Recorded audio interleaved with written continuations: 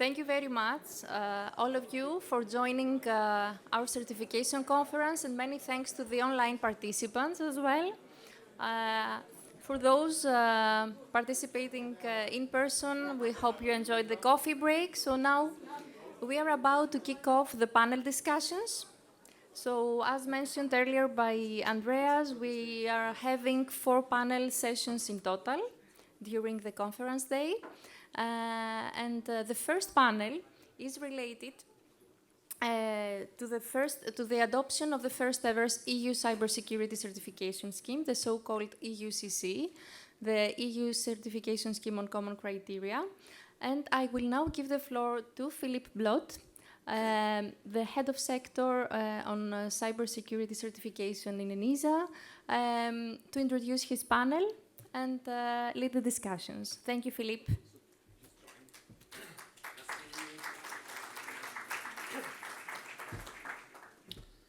So please take a seat, and you have to put the mics on.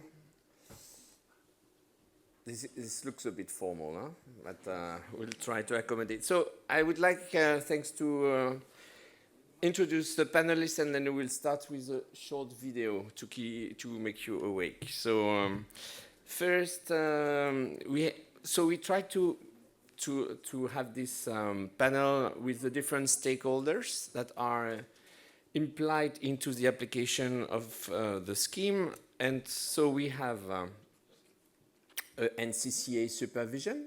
Dennis, you can raise your hand, from BSI. So supervision body, NCCA, Dennis will give you an indication of his role and the challenges to become EUCC supervision authority.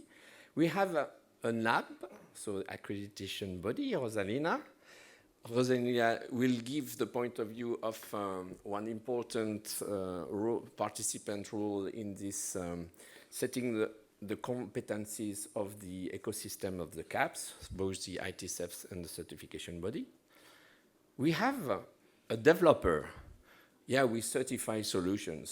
So we have also to see the angle of someone who has used to have the product certified under SOC-IS and to see what are the impacts of EUCC. We have a certification body, Matthias, representing the BSI also. So they are not sitting together because there shall be a separation between the NCCA and the CV, so we introduce this separation. And we have the point of view of the CAPS, and Martin will do that. The CAPS are a crucial also element of the scheme because these are the ones that are testing the solutions, and of course will also certify for level substantial, which is also something which is new for the scheme. So before I start asking the questions, let's have a video, please. A new chapter has begun for EU cybersecurity certification. The European Commission is publishing the Implementing Act dedicated to EUCC, the common criteria based on European Cybersecurity Certification Scheme. EU cybersecurity certification schemes are put into effect thanks to implementing acts. These non-legislative texts enter into force after a public call for comments and the vote of a dedicated expert committee representing all EU member states. Based on the draft candidate schemes provided by the European Union Agency for Cybersecurity, ENISA, these implementing acts on EU cybersecurity certification ensure to make uniform conditions to be implemented across the European Union. Implementing acts contain mandatory requirements in their core part and annexes. They are supported by a series of state-of-the-art and guidance documents to facilitate their understanding and implementation. The Implementing Act dedicated to EUCC is based on existing member states' schemes operating the Common Criteria International Standards. After publication, a period of 1 year is still needed before delivering certification. It gives the ecosystem time to prepare. NCCAs, National Cybersecurity Certification Authorities, have to decide on their national certification strategy and ensure the transition from existing certifications to the EU ones. CABs, conformity assessment bodies, need to be accredited by the national accreditation bodies, when necessary authorized and notified by the NCCAs. ICT solution providers can start planning and engaging resources to certify. In the case of EUCC, those already engaged under a national common criteria assessment should go on their evaluation. ENISA is developing guidance for the transformation of such certificates into EUCC ones. Existing national certificates will remain active until their initial end of validity. The path to certification is now open to all. Start contacting your NCCAs or local CAB to learn how to step aboard and visit ENISA certification website to access all documents. So, the video said it all. but in practice, I have 3 questions for all of you. The first question is how you are ensuring, hopefully smooth, transition from existing schemes, so GAIA's national schemes, into EUCC. Second question related to that is what is your feedback so far? And third question, what is your advice for those engaging now into EUCC? Because you have to think that now it becomes a scheme for the 27.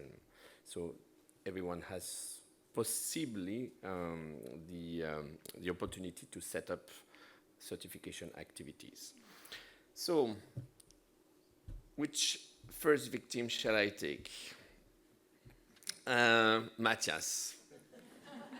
Matthias, you've been running certification activities at BSI for quite a while. You are the chair of the SOGAES Management Committee.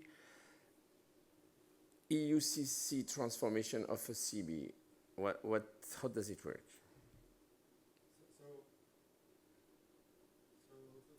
Yeah, we cannot hear you yet. You have to open the mic. Yeah. No, yeah, thanks. So the first and most important thing is to enjoy the role of complaining that things are too late, because usually vendors come to the CB and complain everything's too late. Now I can complain to the whole framework that everything's too late. And after I've done that, smooth transition. So it's a twofold thing. One is what do we try to offer our customers, being the applicants, the producers of products which we certify. And what we're trying to do is to make the transition as easy as possible for them, basically more or less just changing the application form, and the rest should more or less be the same, other than providing some additional points of contacts and such. That would be the ideal thing, and well, I think we will be successful. It's only very few cases where we have additional decisions to take, whether we can still be issuing certificates under EUCC as we did nationally. Usually it should be working out just as always. Now, as a certification body internally, the story is completely different. The team is literally running in circles and trying to update documents to, instead of complying with CCRA and SOGAES and whatnot, documents complying with the whole EUCC certification framework. Now, usually, formally, we were the owner of the scheme, our national scheme. Now we're dealing with a scheme the Commission is owning, and we have to fit into that, have to obey all the new regulations. Luckily, we as BSI already have been accredited according to 70/65, but still with the Cybersecurity Act and EUCC, there are some new requirements we have to implement. Maybe there are additional interpretations of the accreditation coming up in parallel or due to CSA, and we have to implement those. Then on top, we'll be having an authorization that needs to take place and notification towards the Commission, and there might also be additional requirements. And implementing all that in just a year time, while trying to uphold the service and making transition as easy as possible for all the vendors, that is difficult. What comes on top, SCB is nothing without any lab which does evaluation. So we do certification with external labs, meaning we need the ITSEFs, as it's called in the common criteria realm, to be accredited according to 70 and 25. And so far in Germany, the labs did not necessarily need to be accredited, because we had a similar process in place, which now needs to be replaced by accreditation and then also by authorization. And again, due to some interpretations that are coming up in the course of implementing things, that causes some difficulties for the labs. And as much as I had wished to present the labs the same comfort as I just said I would be trying to offer the vendors, we cannot. So for the labs, it's also quite an effort to undertake, and another challenge, therefore, for me as CB representative is ensuring that by the 27th of February next year, we don't run out of labs. Thanks for that. What is the overhead of having EUCC on top of SOGAES as a CB? The overhead. So it is. Did you hire new people? Did you develop new trainings? Did you? So apart from moving from existing policy or documentation, does it mean that? Do you see that the EUCC coming in place will change the size of the CB according to new tasks, or do you see that the possibility to have commercial CBs for level substantial will release some of the tension on delays? So can you maybe elaborate on that? So first of all, the additional resources EUCC cost,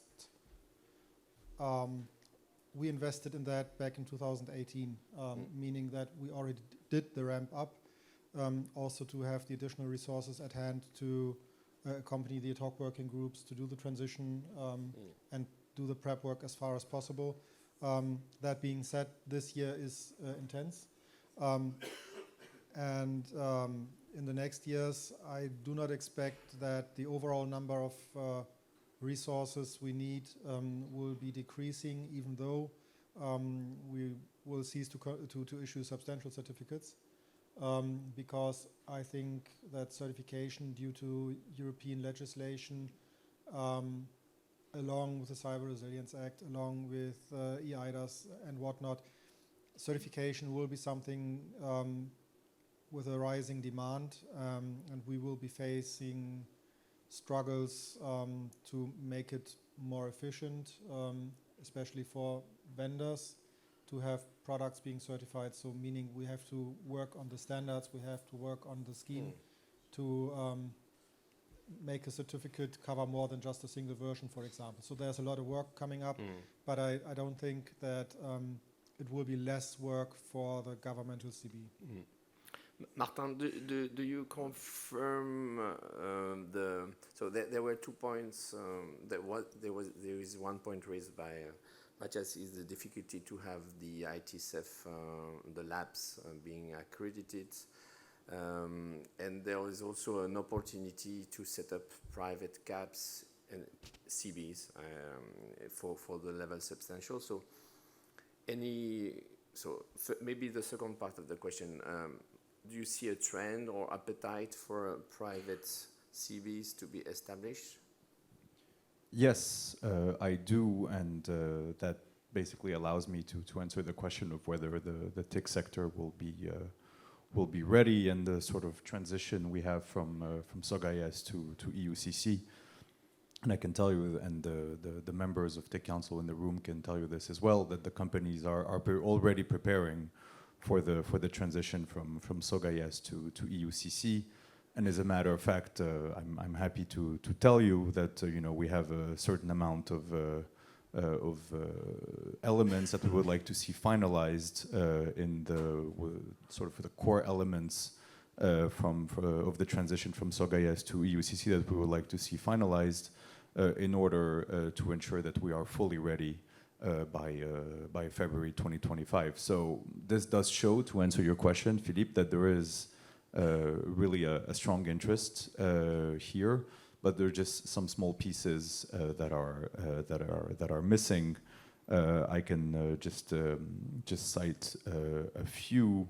Well, I'll mention it later, but I think we do have some issues that need to be addressed in terms of accreditation and how that will work. But I think especially there's some aspects that we as a tech sector would like to see forward progress on, and for example, having a website with the public information about the certificates, the retention policy and procedure for EUCC information, the usage procedures of the mark and the label, the vulnerability monitoring procedures, and the procedures for the remedial of EUCC nonconformities. These are the last remaining bits and pieces that that the TIC sector would like to see forward progress on, so that we can really be fully ready by then. But I can again confirm that there is already work that is being done to ensure full readiness by February. Okay. Denis, as a NCCA, you will have to supervise, to notify, to authorize, to monitor.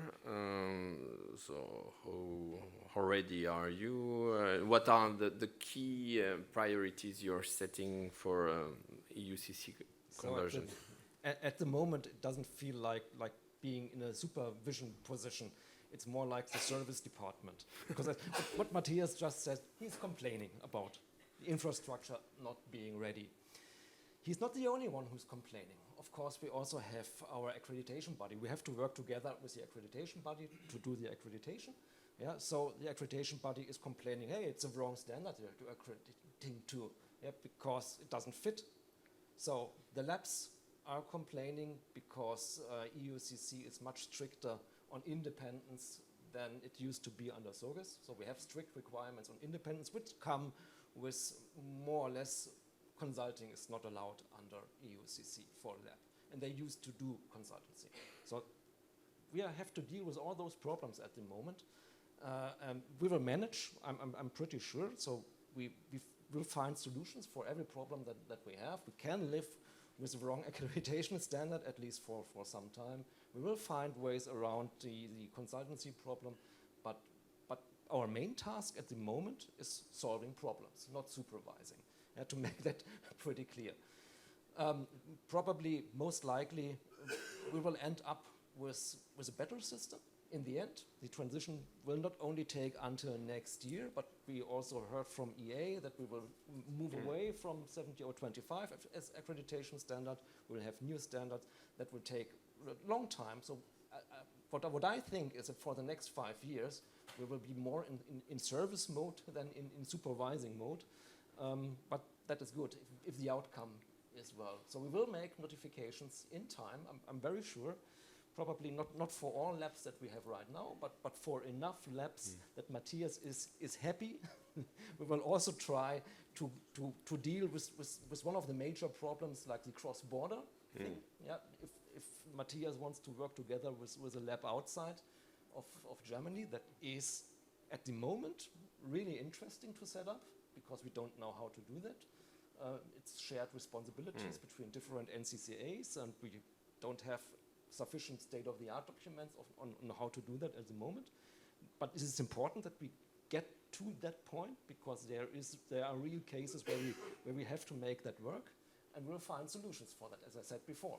Yeah, but that is the main task that we do at the moment, finding solutions. So before, I mean, or still now, because SOGAES is still working and producing certificates, there was no authorization of CBs.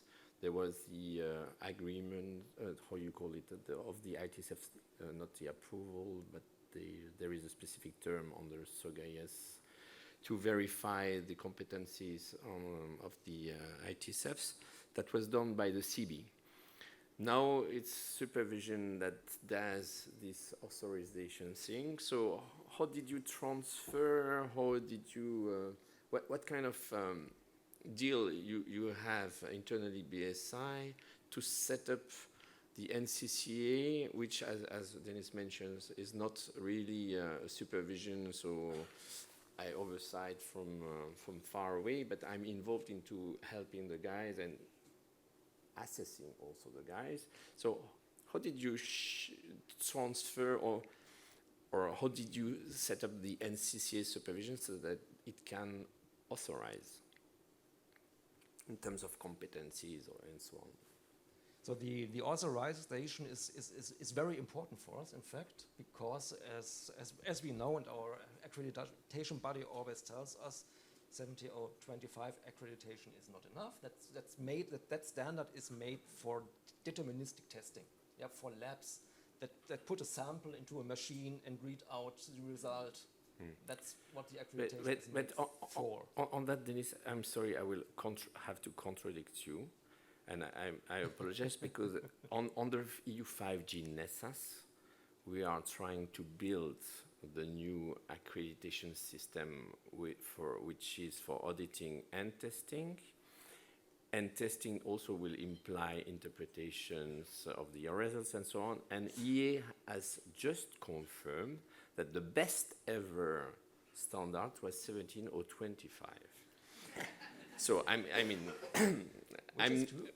so fine. So we will have to live. I mean, the future of accreditation will probably that we will split more the activities of auditing, site audits, and so on, from the ITSFs on the 25 to move them to 65. But the testing and interpretation, of the test and so on, will probably still be on the 25. But apart from this accreditation thing, can you elaborate more on the authorization competencies the NCCA supervision is trying to gain? And why I'm asking that is you are a mature scheme, BSI Germany. There are lots of newcomers. They want to set up certification nationally. And of course, my recommendation would probably not to jump immediately in level high. First experiment a bit the substantial level before going to level high. But okay, I'm not here to give these recommendations. It's more for you. But it's good to understand which kind of skills you have to have into an NCCA to perform these activities. Yeah, complicated question. As I was trying just to explain, is what we do with authorization is we just put everything that we can't do under accreditation into the authorization part. And we are assisting the national accreditation body in the accreditation, but so all the work which is not based on the quality management and stuff like that, so all the heavy tasks are done by persons in our office. And those persons are doing both parts at the same time. We are doing accreditation, so means we are looking at the implementation of 70 or 25 tasks, but at the same time, with a different hat on, we do the authorization part. Okay. So it's done in parallel. Nobody really notices that which part is which part at the moment. Okay. Yeah, it's the same person in the same process. At best, it could be different processes, but at the moment it's one process, and both parts are fulfilled. And basically, we are using the same methodology than we used before. Yeah, like the old licensing scheme. That Yeah, that we had, licensing was the name So I was looking for. Yeah. that's a trick that we are applying at the moment. So to keep everything, the smooth transition, it doesn't change very much for our labs at the moment, without the exception that the accreditation is a bit stricter than it used to be before.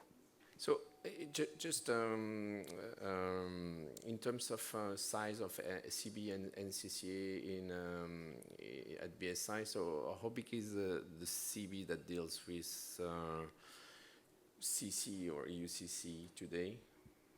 So common criteria is about 35 people. 35 certifiers, and the NCCA to supervision? It's like, if you count everything together, it's probably like 15 persons, Okay, so yeah. something like So that. big teams anyway. For how many certificates a year around? Well, as Dennis has said, currently he's providing services and not doing oversight. So it's a difficult comparison. But at the moment, we're currently about, I think, 80, up to 80 CC certificates a year, plus some site certificates and such. And the team also does some support with regards to national projects in, I don't know, a healthcare system or whatever. And how many labs, more or less? Before or after the transition? let's remain positive, not COVID, but positive in general. You caught me off guard. I think it's 6, but I'm not. 6. Okay. I would have to recount. More or less 6. Yeah. Okay. So Rosalina, it seems you are the bad guy here. So first question.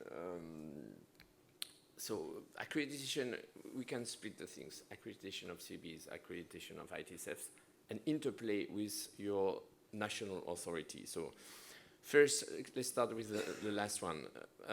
So do you have an cooperation with CCN as mentioned by BSI, the cooperation with DAX, so that accreditation and authorization may happen at the same time? Can you elaborate that from the ENAC, from the NAP's point of view? Yes, in Spain we are working quite closely. The national authority, the CCN, and the accreditation body, ENAC. As a matter of fact, we use technical experts from the CCN. So we have had several meetings preparing us for this new scheme, and we have done a lot of work together. We have prepared checklists for our assessments, and our intention is to work closely, and in the same way that Dennis said, probably the person who is dealing with the accreditation, the technical expert who is making the technical part of the assessment, is probably will be the same person that will be involved in the authorization process. So we are working together. Mm-hmm. So accreditation of CB, big deal or? No, I don't think so, because nowadays they are accredited by us. We have some problems to find the right technical expert, but the CCN, the certification body, is accredited for the old scheme right now. So I think for them it will be easy to be accredited also for the new scheme. Did new CB private scheme for private CB apply to accreditation in Spain? Did you receive requests? Not yet. Not yet. Because we are expecting to have the document, the state-of-the-art document for the accreditation of CBs, and some of the certification body has contacted us saying, are you ready to accredit for this? And we are saying then, wait a little till we have this document and we can start with more guarantees. Okay. So accreditation of ITSEFs is complicated currently based on the articles of the annex of the CSA that have implications of the independence. For the so we if you take a look at the ENISA website, so certification.enisa.europa.eu, you'll get access to the certification schemes, the documentation, and later on you'll get access also to the certificates emitted under national schemes. So this is something which will be interesting progress as compared to the current situation where only national certification bodies emit their certificates and publish them nationally, or they go to the CCRA platform, which is the international one, but there is no EU repository of certificates. So on this ENISA certification website, you will find the documentation related to EUCC, and in particular the state-of-the-art documents. So these state-of-the-art documents, just to explain a bit, this was presented in the video, are listed in one, they have to be listed in one annex, in Annex 1, sorry, of the implementing regulations. So if we want to have new ones, we have to go back to comitology. And we are indeed foreseeing to have that for the accreditation of CB, which is a new document. On the accreditation of ITSF, we already have one document which we are proposing with new text in order to better describe independence and consultancy activities that would be authorized. And this is the way the Commission proposed to try and solve the issue. So we are looking forward for the feedback of ECCG members to help us to finalize this revision so that the document which is for application within the scheme can help the NABs to accredit according to the requirements of the scheme, okay, which are providing interpretations both of the CSA and the standard. So we try and sort out this element. Great. That's for something that is currently happening. So, Christine, a vendor. You have been awarded lots of certificates. You are the world champion of certified company. Congrats. Do you intend to remain at that level? And how? Based on EUCC? Yes. Before starting, I would like to highlight three major points. Firstly, about the UCC transition.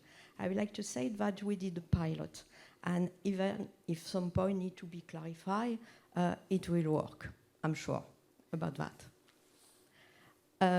All ecosystems need to be ready in order to have a success of this transition, so not only the developer. And the maintenance of the scheme is a key point, on my point of view. It's important to address this really soon. After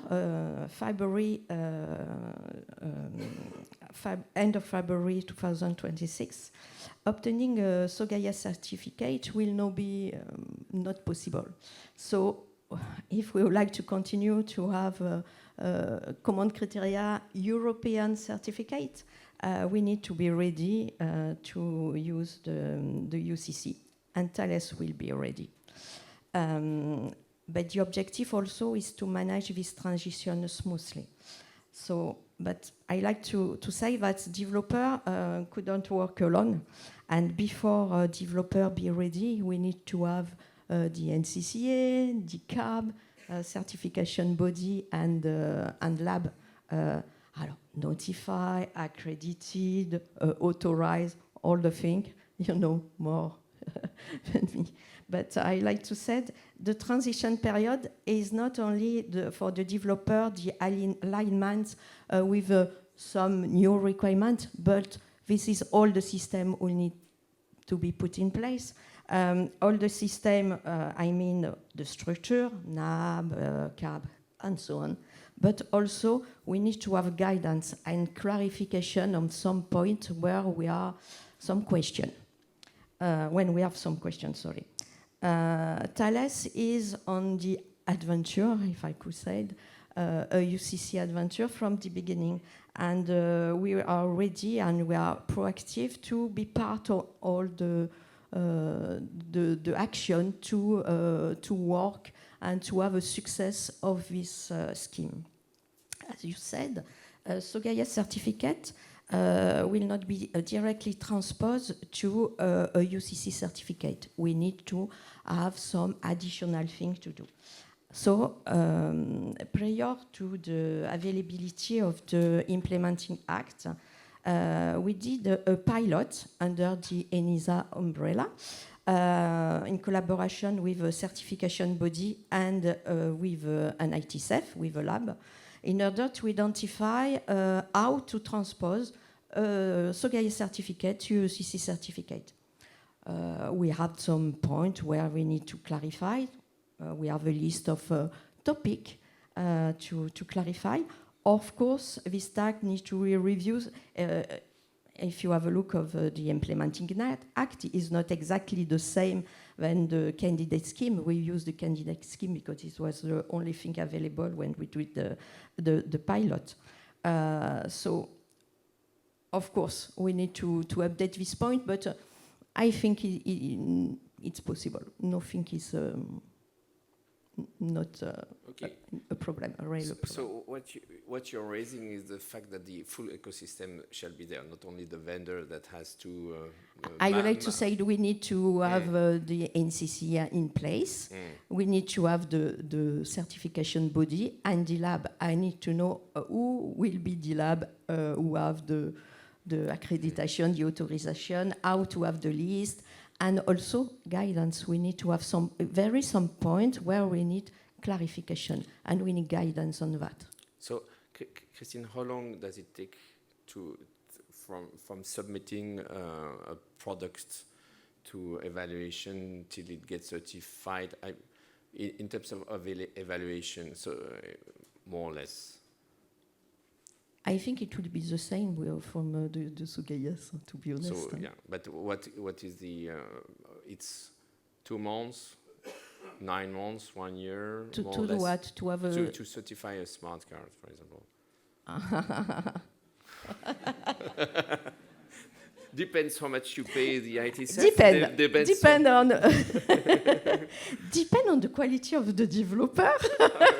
Okay. Depend on the certification body, depend on the ITSEF, depend on a lot of things, to be honest. Okay, so there is 9 months. 9 months? Yes. Yeah, so the baby is ready after, okay. So we have 15 minutes. So I'd like to get some questions from the audience.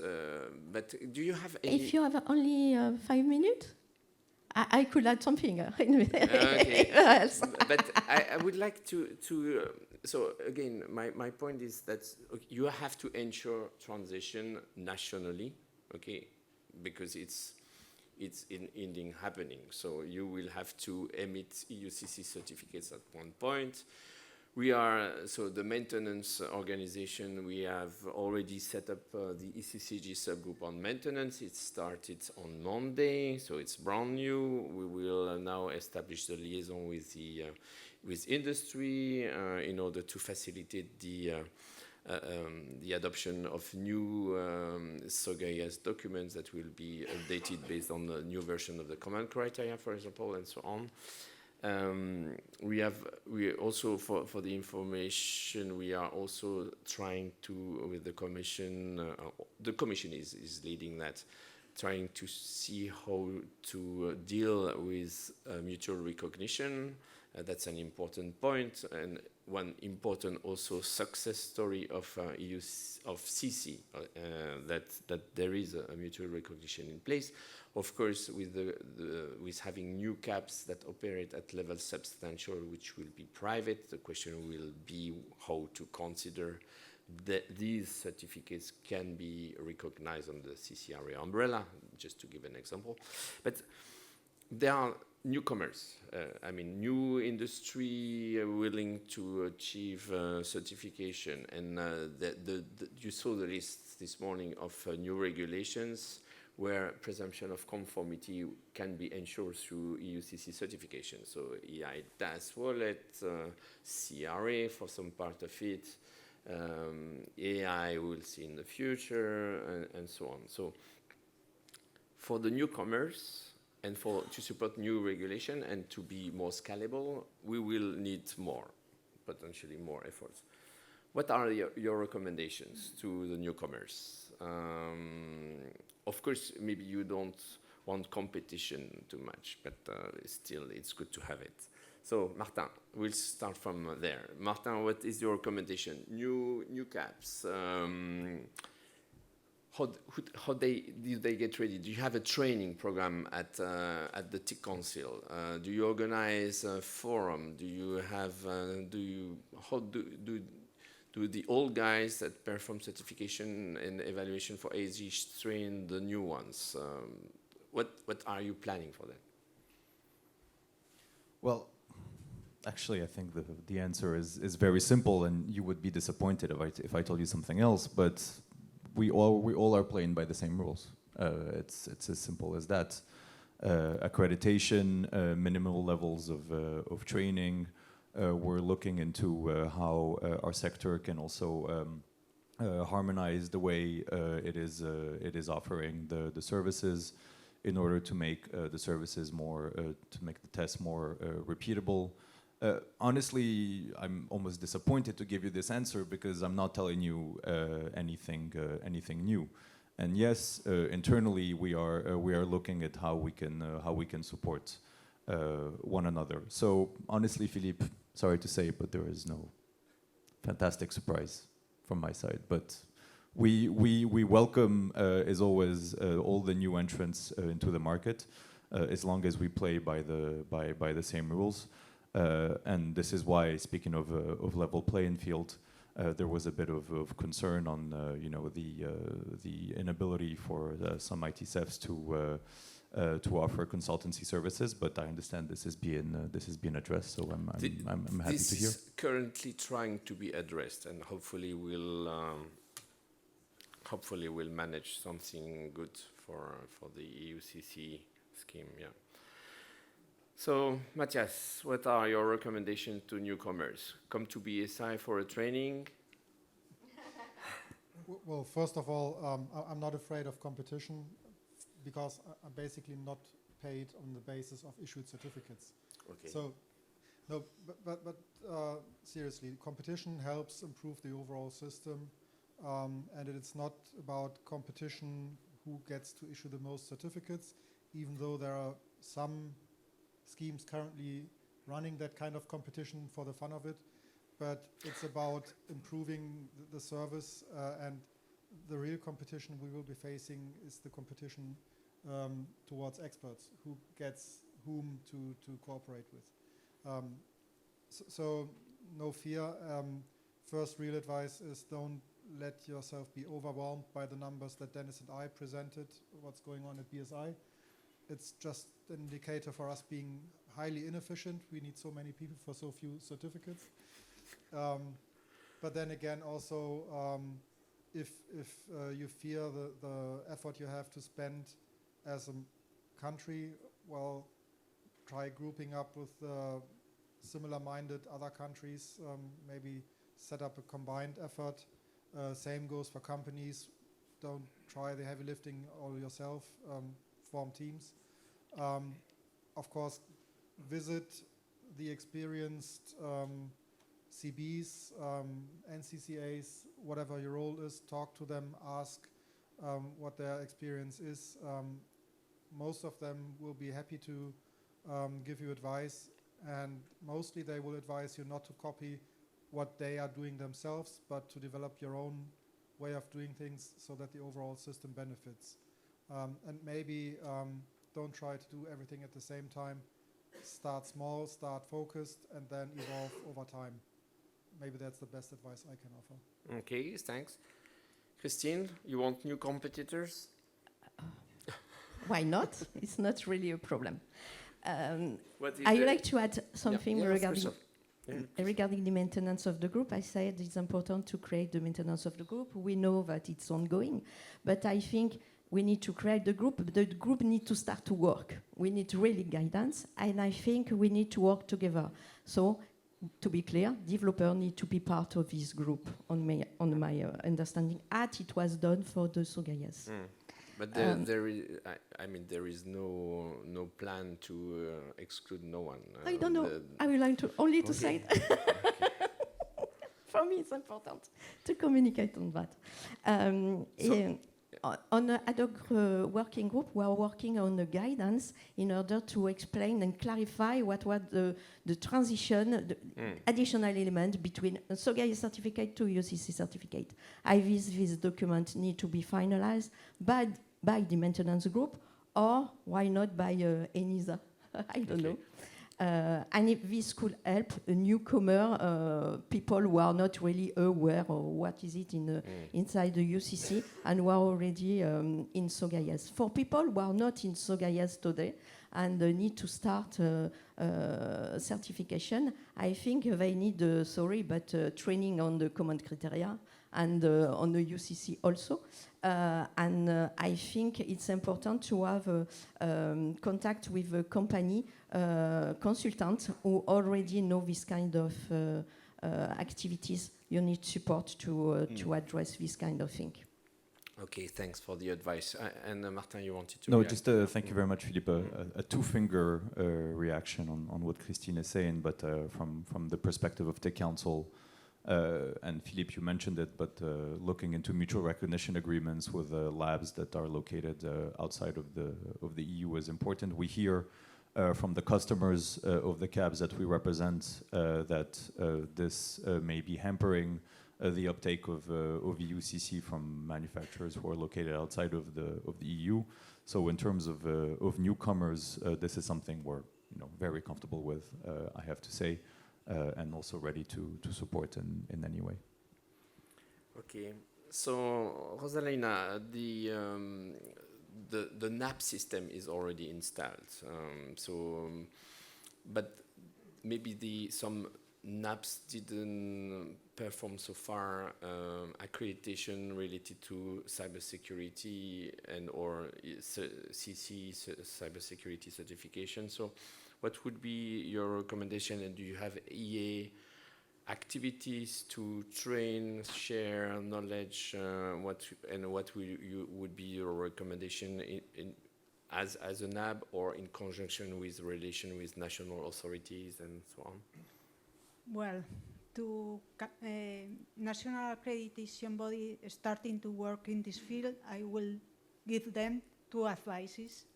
The first one is contact with your national cybersecurity authority.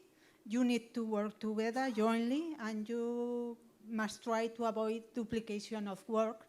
This is important from my point of view. And this will be the first advice. And the second one is be aware that there is a lot of work done in this field. You need to know the state-of-the-art documents, in this case for the UCC. You need to know that there are more requirements that the normal requirements coming from the accreditation standard, 17025 or 17065.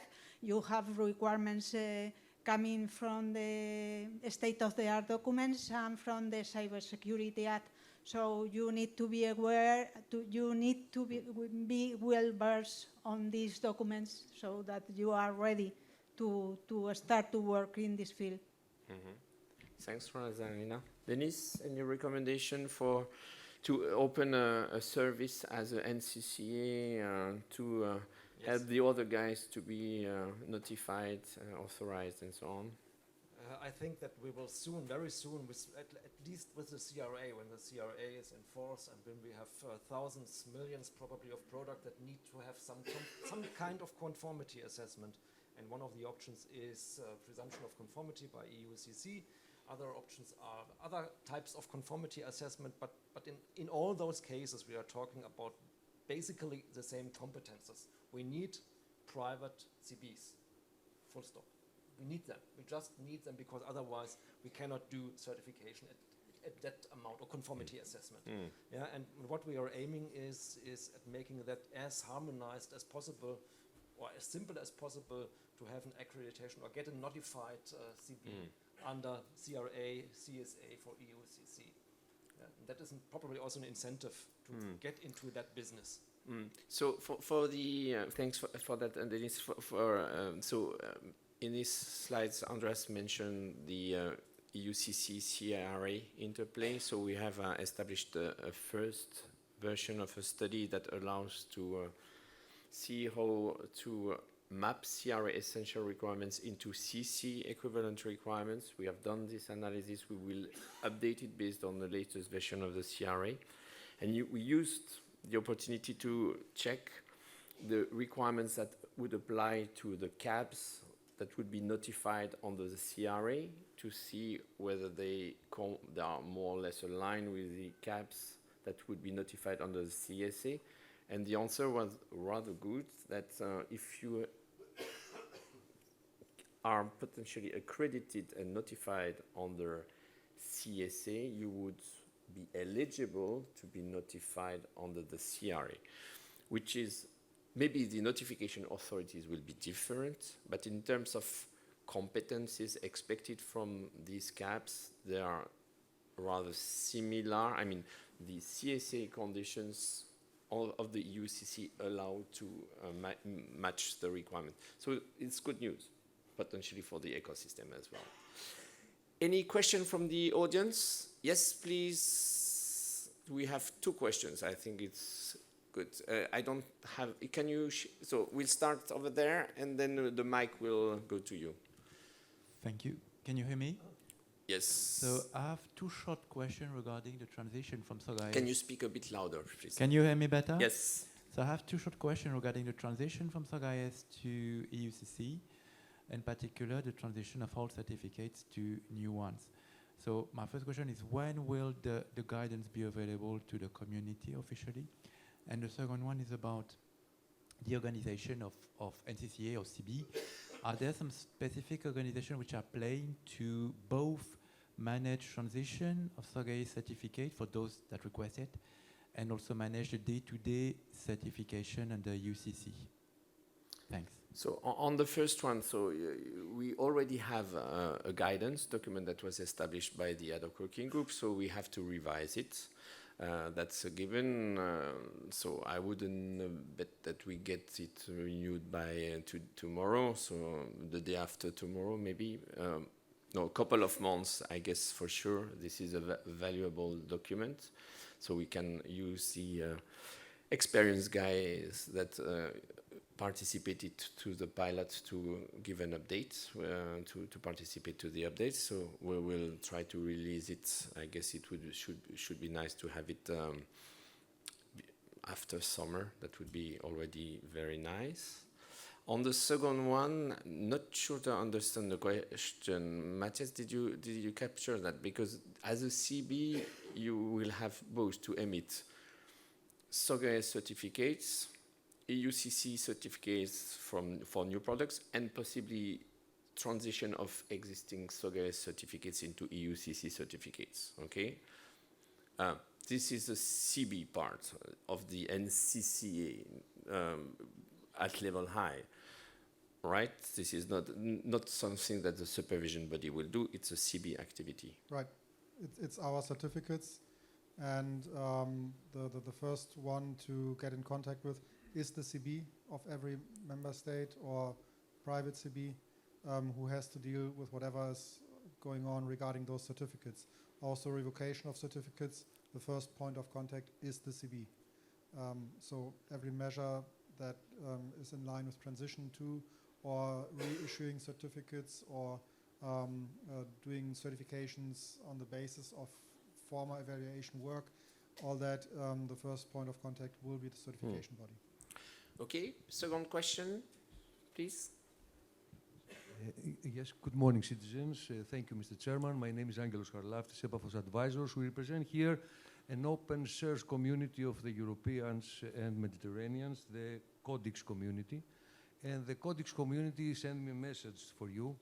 What is the stance of your certificate? Can you speak a bit louder? Yes, what is the stance of your certificates towards federated authentication and authorization in data management systems?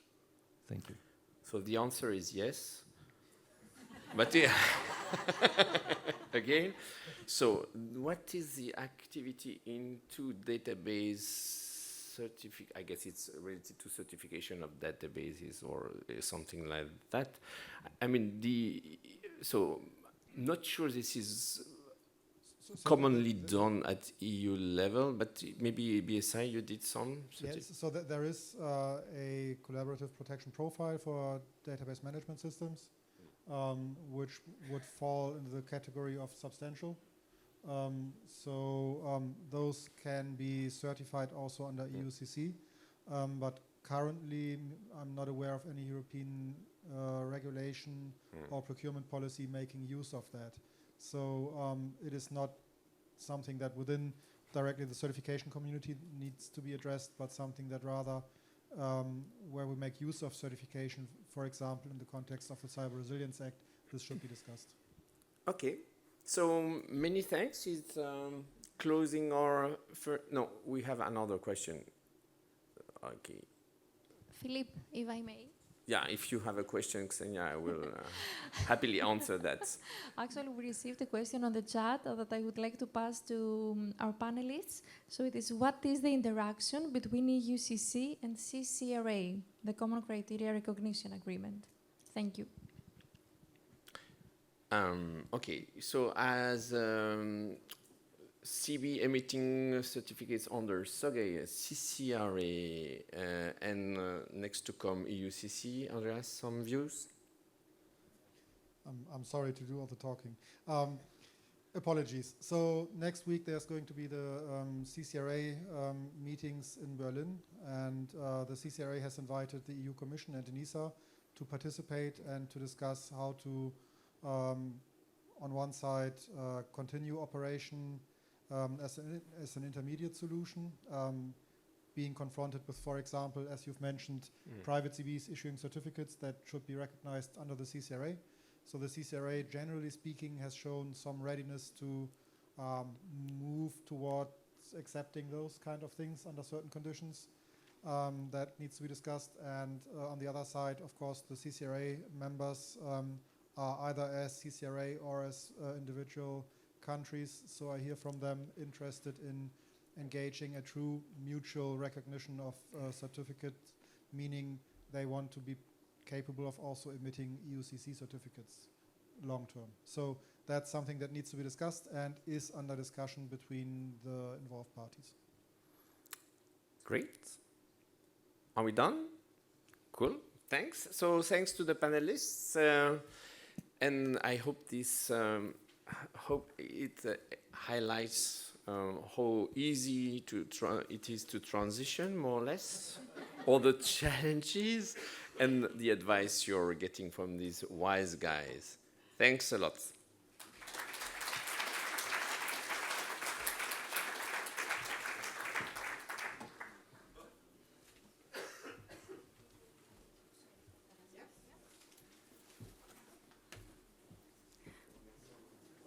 So thank you very much for our speakers of the first panel.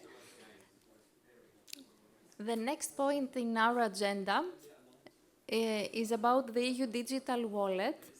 And for that purpose, I would like to invite on the stage Asa Barton from the European Commission and Eric Fretillard from ENISA. Please join us. Thank you very much.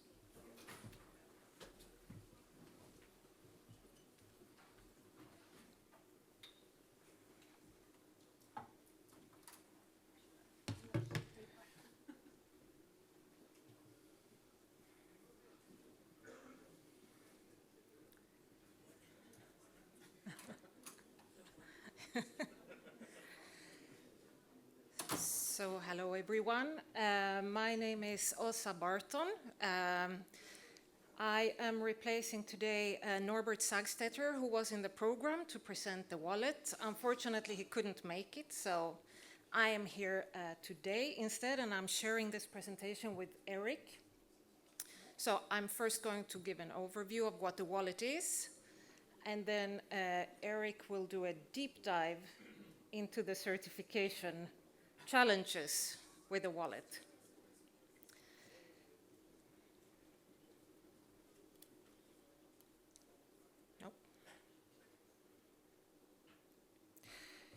So a couple of years ago, the Digital Decade Policy Program was adopted with a vision for Europe's digital future. This vision includes fast internet access for everyone, no matter age or abilities, innovative infrastructures that allows for collaborations, safety and security for everyone online, and seamless EU-wide access to digital services, not only public, but also private services.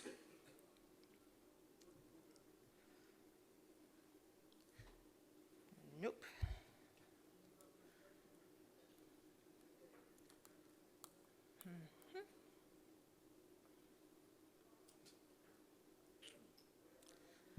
Okay.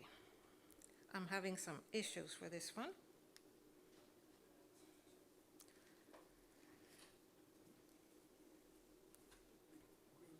Yeah. There, thank you. So, in June of 2021, the Commission presented its proposal for the EU Digital Identity Wallet, and the proposal is an amendment to the EIDAS 1 regulation. So the wallet alone cannot solve those challenges to achieving the vision for Europe's digital future, but it is an important enabler for many of the legislative and policy files that the Commission has adopted in order to achieve this digital decade goals. So, for example, the vision we have for the wallet is that it will provide a human-centered digital environment that provides users the control of their own data, so that data interactions will be driven by the user. Now, the key functionalities of the wallet are mainly three. So the first one is that it allows you to identify or authenticate to services. The second key functionality of the wallet is that it allows you to hold electronic attestations of attributes or credentials in the wallet that you can share and present as you choose. And the third key functionality is that the wallet will allow you to digitally sign documents and contracts with the help of the wallet. Now, the ambition is that the wallet will simplify everyday transactions that we have in society. So one of those ways is that it will provide you easy access to government services. So, for example, if you need public services, you need a secure way of identifying yourself, and the wallet will provide you with that. And it will also work for cross-border services. A second way that it will facilitate your life is with the electronic attestations of attributes, where, for example, if you're applying to a university course, you can transmit your diploma that you have already in form of a credential and share it via the wallet. And also, as in many member states, it's a legal obligation actually to identify yourself in order to register and activate a SIM card. And you can use the wallet for this purpose as well. And we have pilot projects going on to test all these functions and many, many more. Now, we do see a lot of benefits for the whole ecosystem of using the wallet, for citizens, governments, relying parties, and society as a whole. But if you're not convinced, the wallet is fully voluntary to use. So while member states will have an obligation to actually provide wallets to their citizens, it is fully voluntary to use it. Now, the wallet will come with both a legal framework and a technical framework. So the regulation was proposed in June, the 3rd of June, 2021. And together with the adoption of that proposal from the Commission also adopted a recommendation to member states to work for member states to work together on a toolbox in order to advance the work on the wallet. So the toolbox includes the architecture and reference framework for the wallet. So member states have been working together since September 2021 on defining the architecture for the wallet. And those will inform some of the implementing acts that will have to be adopted. In fact, we have 47 empowerments for adopting implementing acts in the regulation, and 10 of them are due to be adopted within 6 months of entry into force of the regulation, and the implementing act on certification is one of them. So we will come to that later. But that is certainly a challenge. And then in the point 4 here, the final wallet specifications will be, of course, in line with the regulation, but they will also have been tested by the pilot projects that I mentioned before, and I will mention them briefly later, more specifically what they are. So in reality, there will not be one single EU digital identity wallet, but 27 different ones, because each member state will develop their own wallet. They will be based on common specifications that will be put out in the implementing acts, but they could still have different architectures. At the same time, the Commission is using the architecture and reference framework and has built a reference implementation of the wallet, which is now available on GitHub. It can be tried, it can be tested and used, and also the specifications for the wallet are on GitHub, so it's open for comments and everyone can provide their input to them. Here we come to the pilot project. So we had a call for proposals in 2022, which led to the selection of 4 large-scale pilot projects that started in April last year. So they have been going more or less for 1 year now. They involve more than 350 public and private entities around almost all member states, plus Ukraine, plus Norway, and Iceland, I believe. And they are testing 11 or 12 different use cases for the wallet. So I mentioned some of them already, but in addition, they are testing the payment functions for the wallet,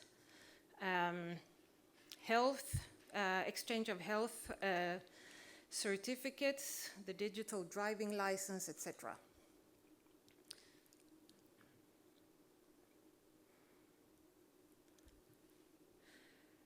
Now, for the timeline, it is quite a challenging timeline we have for the wallet. The regulation was proposed in 2021, and in 2023 we completed the trilogue negotiations in Parliament and Council with a positive vote towards the end of 2023. We expect the regulation to be published in the official journal any day or week now, which means that it will enter into force in the second half of May. That will start the clock for the 6 months that we have been given by the regulation to adopt implementing acts that specify, for example, the wallet functionalities and certification and other aspects of the wallet. And then we have another 6 months after that to adopt implementing acts related to the trust services. So it's quite a tough schedule. And as you can see here, in parallel with all this, we will continue piloting, and we foresee a new call for new pilot projects to be published soon, in the near future. So keep eyes open for that one.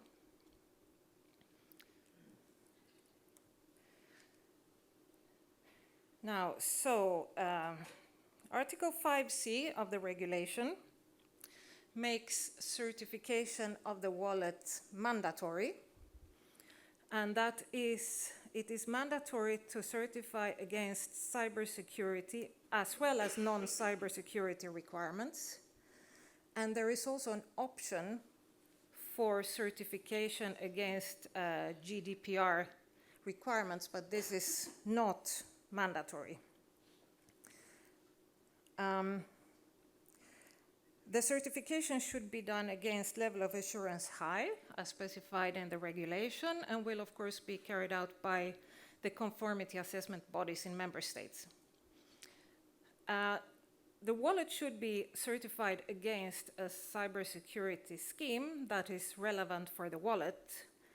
And because there is no such scheme available in the transition period, we will have to rely on a kind of in-between solution, which is also mentioned in the regulation, which means that member states will have to adopt national schemes to certify the wallet against. And now, in order to ensure some kind of harmonization between those national schemes, we have to set out the requirements for those in implementing acts. And that is where ENISA, for the moment, is kindly helping us in defining those requirements. So the way that we do this work, we have, I mentioned before the toolbox that was started working on specifications or the architecture for the wallet in 2021. It's composed of member states experts. And in 2023, we created a subgroup to that expert group, and the subgroup is fully focused on the certification of the wallet. So this subgroup is, of course, composed of member states experts. So 15 member states have nominated certification experts that take part in the meetings, and ENISA is also a member of this subgroup. The group has so far met 9 times to discuss the high-level technical requirements that need to go into the implementing acts. And I think that Eric will talk a little bit more about that. So these are basically the main challenges we're facing at the moment. So the wallet needs to be certified. It's an absolute requirement. There is no scheme available at the moment to use for this certification. So we need to use a transitionary scheme developed by member states, and they need to be harmonized at least to some level. So I think this is just a summary of the next steps. We're working to develop the minimum requirements for the implementing acts to harmonize the national schemes. Eric will talk about the risk assessment we're doing there, and we are also working now in parallel to formally request from ENISA to develop the full wallet scheme for the certification of the wallet under the Cybersecurity Act. So I will hand over to Eric to talk more about the certification. Thank you.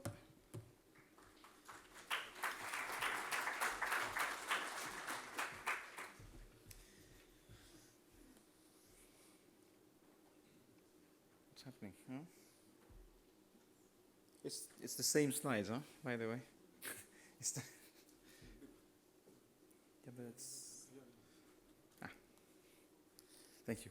Okay, so I'm just going to give a little bit of additional details about what happens, some kind of problems we're facing in terms of the certification. So the first one is a reminder of who is going to be involved. So Philippe earlier had a number of people here, so now you're all very much familiar with all of the roles that you have here. So the important thing is that whether we're talking about a national scheme or an EU scheme, the roles are the same. There will be a few additional ones in terms of supervision when you go to the EU scheme. But what you need, of course, the CB is central. They need to be accredited. This is a requirement, actually, in the scheme, in the regulation. There needs also to be a scheme owner, because there's always a scheme owner. So, of course, this one changes depending if it's a national scheme or an EU scheme. It's quite likely, because of the variety of tasks to be done, that there will be other camps that will be involved, in terms to do some testing, some audits. It's quite likely that the CB that will take care of that will not have all of the competencies, so they will need to use other ones. And then, when you look at what we are supposed to be certifying, the scope is the wallet itself, so the EUDI wallet, and the supporting EID scheme. So there's an EID scheme that is actually supporting the deployment of the wallet. So that means that we have potentially two entities, the wallet issuer and the EID scheme operators, that need to collaborate, and we need to deliver to them a common certificate there. And of course, in the provision of the identity regulation, there is a supervision authority as well. So all of these people have to collaborate nicely. So if you look at the national thing, it's very easy. They have to collaborate all nicely 27 times.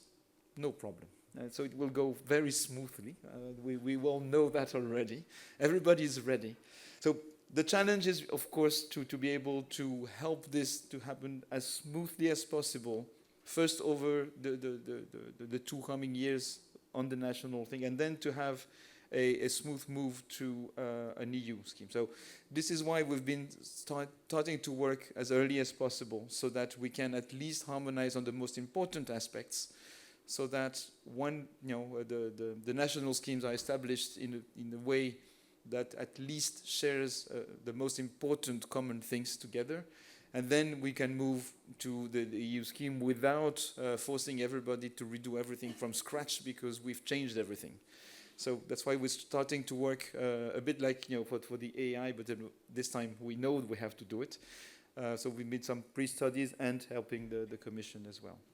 So if we look at the scope of certification, I mean, this is something that is a bit confusing many times, because there's been a lot of talks about the fact that we need secure elements or not secure elements, etc. But if you think about it, whatever secure elements we'll be using, this thing will be in the citizen's phone, which means, obviously, it's not the EUDI wallet provider giving you your phone. So it means that it's outside of the scope of certification, because it's not something that the wallet providers are giving.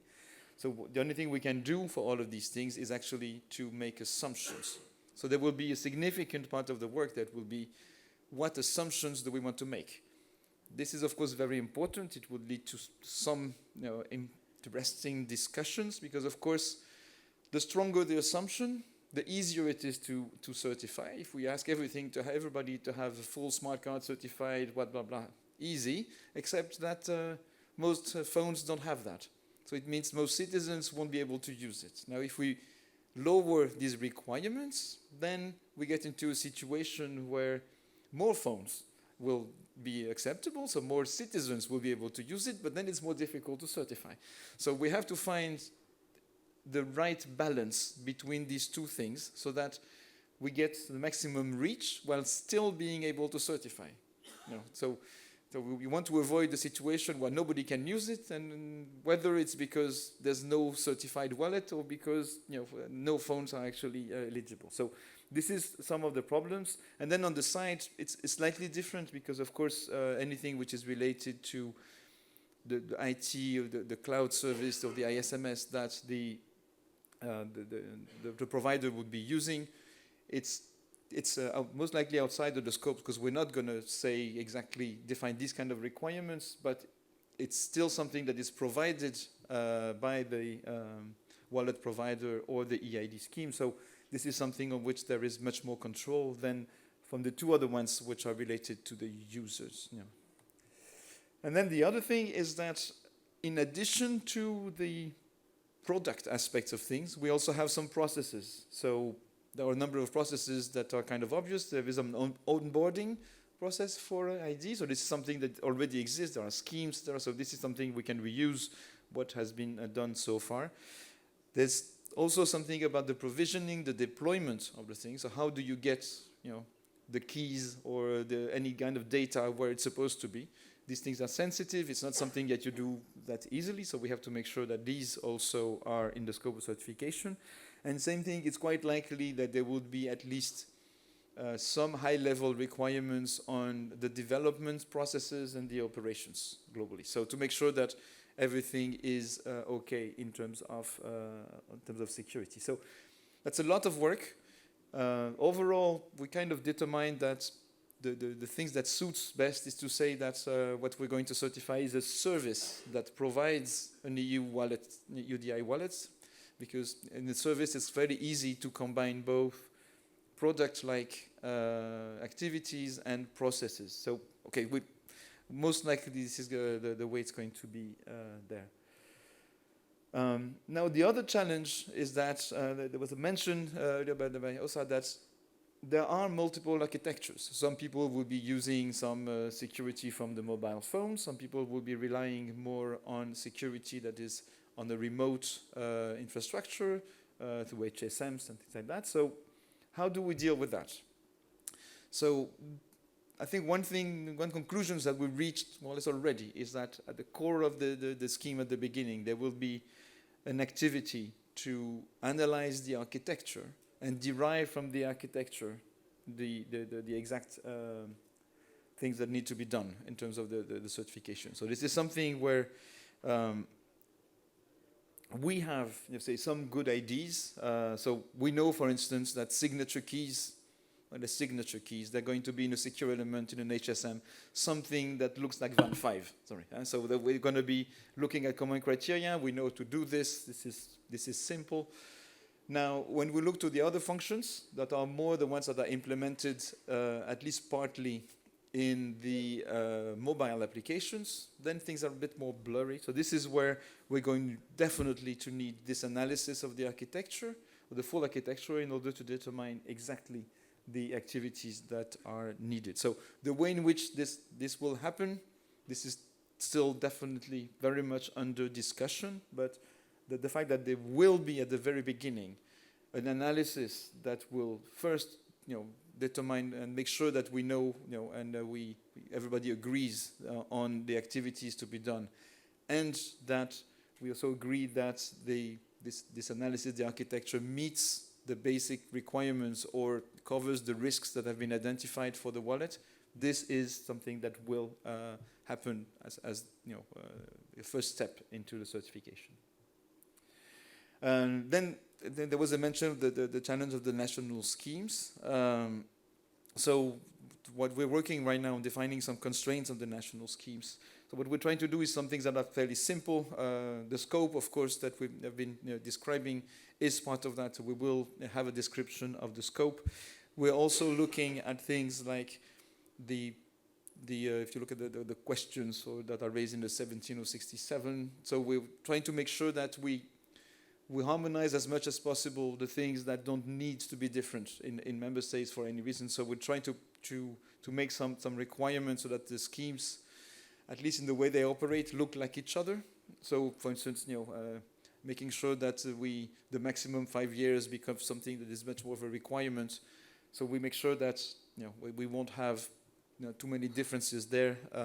So this is something that we're doing. And then we're going to have some guidelines about the methods and the procedures to be used.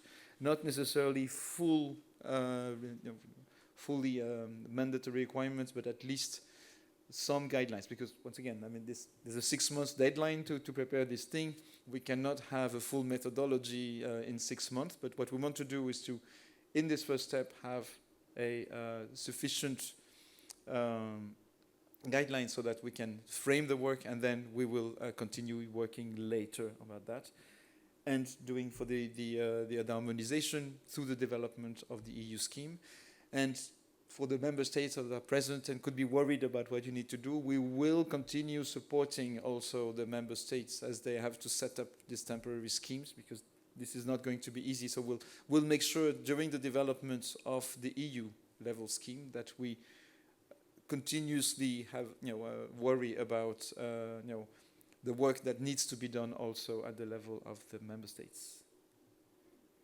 So I think I more or less said that as well. So yeah, we're going to first look at the specifications. I think that's going to take a little bit beyond the 6 months. So we're going to have an outline and then go into more details, and then we'll be looking at the EU level. Yeah.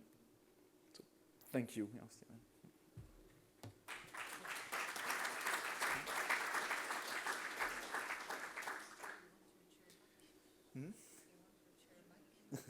No. So are there any questions? Yeah. Wait. Yeah. Thanks. Yes. Nikos Mavrogiannopoulos from ASA Abloy. I have a good question. Seeing after this presentation, the first thing that came to mind, how will the common market work for EU wallets? Can a private company make an EU wallet for the whole market? Does it work? Yeah. Yes. So the regulation establishes that member states issue wallets, or it can be done by a private company if it's, what is the word used in the regulation, endorsed by the member state. It needs to be under the responsibility of a member state, but it can be done by a private company as well, yes.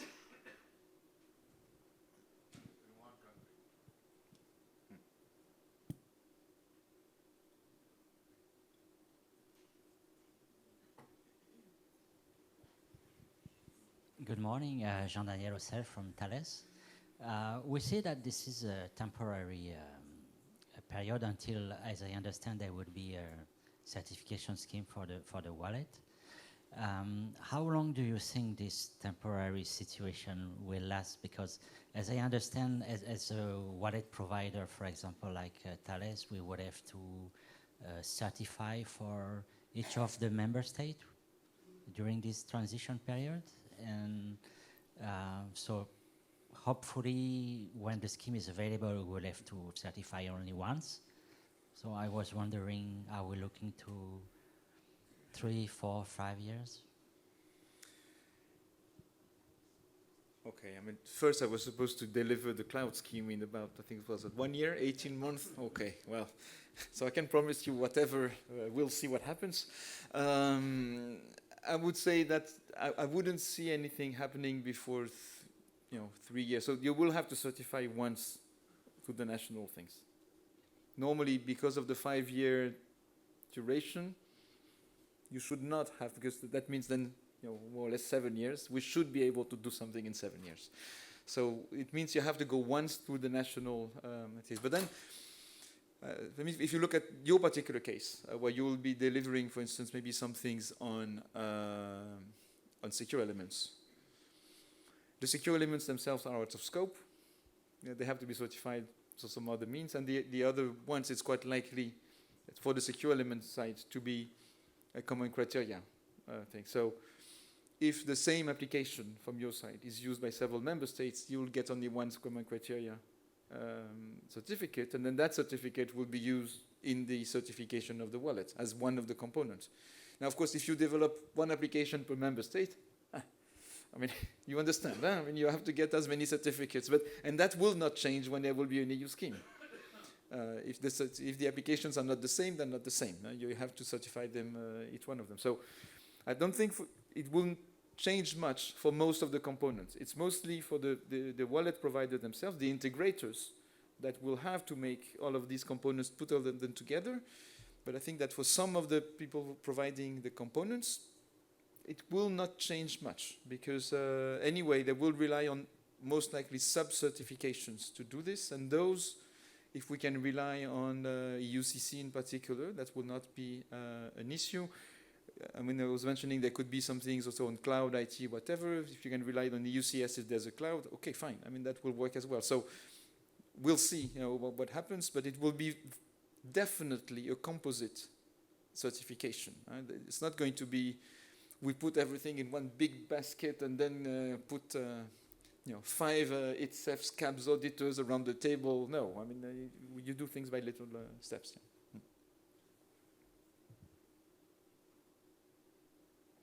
Yep, thank you. John Billow, the Swedish NCCA. Just a quick question in your work. Have you done a mapping when it comes to the level of assurance high in the EIDAS regulation? Is that a mapping for the cybersecurity requirements one-to-one assurance level high in the Cybersecurity Act and the UCC? No. So that's the easy answer. Sorry, I'm more negative than Philippe. I will always say yes, but no. So in this particular case, this is one of the debates that is ongoing. I mean, about what does it mean. So the level high from EIDAS is a bit higher than the level high from the CSA. Now, the good news, I don't know, I mean, for you as in the NCCA, is that as soon as we turn European, now we do have to certify or be responsible even if you delegate. So that because it's not lower for sure. So the certificate will be at level high from the CSA viewpoint. There's no question of that. And I think some components will have to be higher.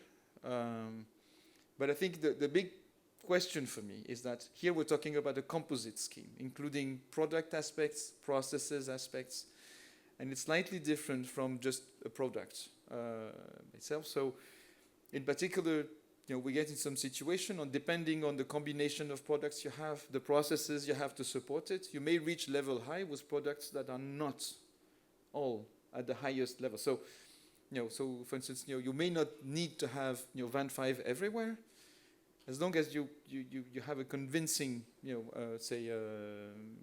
explanation why you reach the right level, which is defined in a particular implementing regulation for the EIDAS. So yes, there will be some interesting discussions about that for sure. There already are.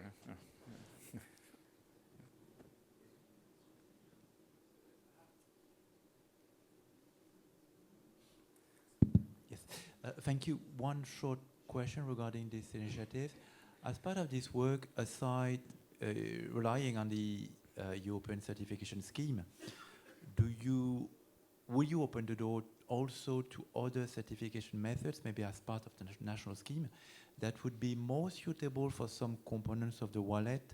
Namely, I'm thinking about assessment of software parts, but also security assessment of biometric technologies, if so, for the onboarding, for instance. Is it something you're considering? I'm thinking of FITSEM, for instance. Okay, I'll be very straight. This is something I'm considering.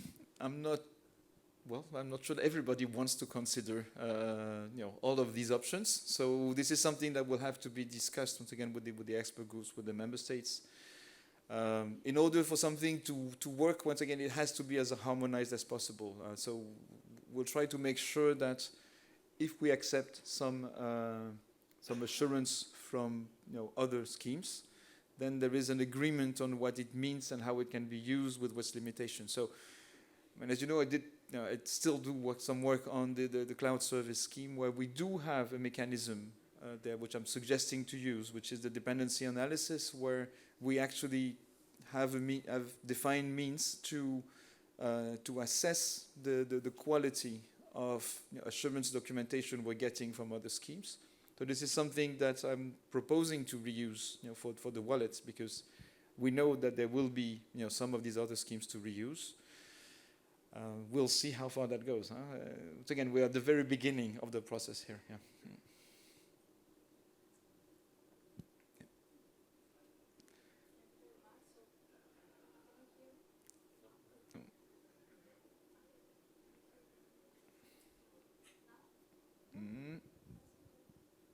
Hello? Yeah. Perfect. So if we don't have any other questions here in the room, maybe we can take one question from the chat and then we go for the lunch break. So I will now read the question we received. I understand the EU Digital Identity Wallet is not a mandatory adoption for each member state. Is this understanding correct? If yes, what is the consequence of non-adoption for EU Digital Identity Wallet? Thank you. So, no, that is not entirely correct. And this is one of the big differences between EIDAS 1 and the new regulation, the revised regulation.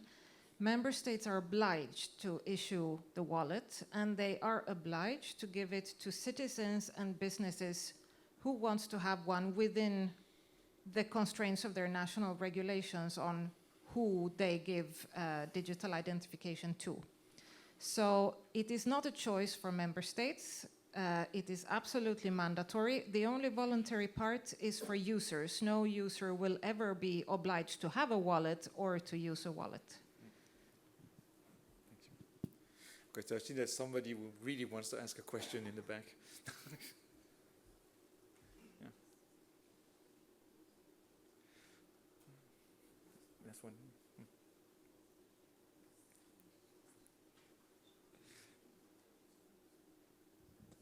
Yes, thank you very much. Ivan Diego Meseguer from the Institut Mintelecom. Can you speak louder, please? Louder? Yes. I will try to speak louder. Well, first of all, I would like to apologize if my question seems a bit odd or quite simple, but if I heard correctly, and thank you for the very good and clear presentations, I've heard that GDPR conformity is not mandatory. And this is, and especially here in Brussels, seems a bit odd. And could you please be a bit more specific about this issue? Whatever you can do. Thank you.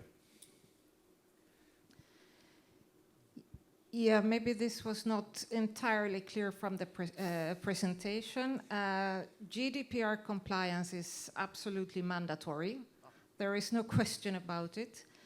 What I did mention is that certification against GDPR requirements is not mandatory, it's an option, because in the GDPR regulation it is an optional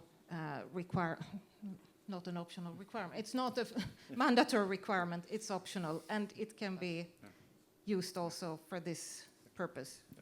And you may have noticed that there aren't that many certification schemes for GDPR either, so yeah, maybe another reason for not making it mandatory.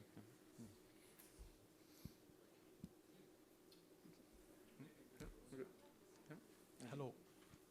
Yes. All right. Can you hear Thank me? you very much. Yes. Yeah. Yes. I don't have luck today, so. Okay. Thank you. So now we have a lunch break, which is for... Just one question, if it's possible. Maybe very, very quickly. Very small one. So it's the question is regarding the security of digital wallets. Okay. So, for example, cybersecurity schemes will cover the digital wallet, but what about the security of the device? So, if your device is compromised, so which authentication models can help there? So, is it possible to also use FIDO keys or UB keys to authenticate as an extra layer? So, thank you. Sure. I mean, this will depend on what the wallet providers decide to use. If some of them decide to use FIDO keys, well, then we'll look into that. I think that's really the question for the people who will design the wallets.